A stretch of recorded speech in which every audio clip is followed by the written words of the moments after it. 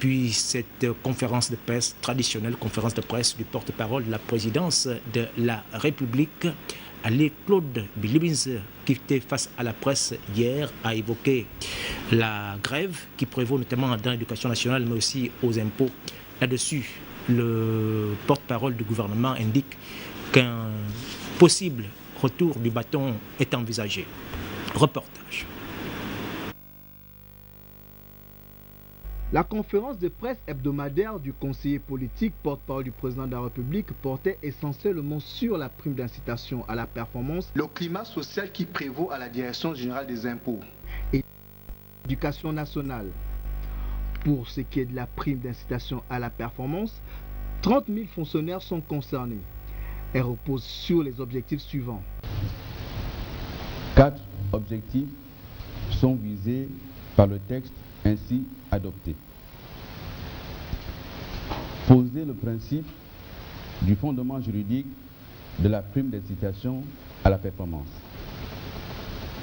Supprimer la pratique des primes de rendement dans sa forme actuelle. Préciser les agents publics éligibles à cette prime. Prévoir les mécanismes de mise en œuvre de la loi suscitée. Face au gel des activités des agents publics en charge de la collecte des impôts, Alain Claude Bilibinze a traduit l'exhortation du chef de l'État de voir le travail reprendre dès ce lundi 2 juin. Nous constatons, malgré les discussions ouvertes par la hiérarchie avec les syndicats, la poursuite d'une grève devenue illégale dans les services des impôts.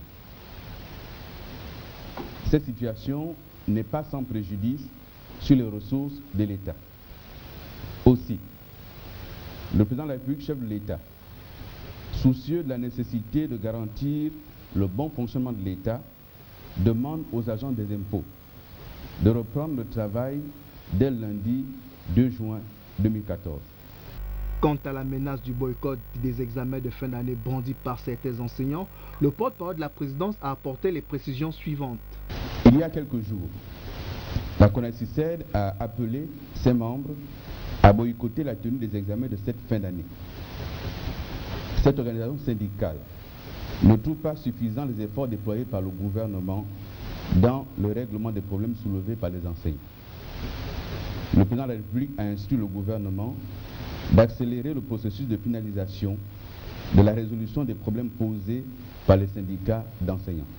Selon l'exécutif, certains mouvements de grève prennent des allures de chantage, ce au mépris de la réglementation du droit du travail en la matière. Face à ces situations, le gouvernement promet de prendre des mesures drastiques pouvant aller jusqu'à la suspension des salaires.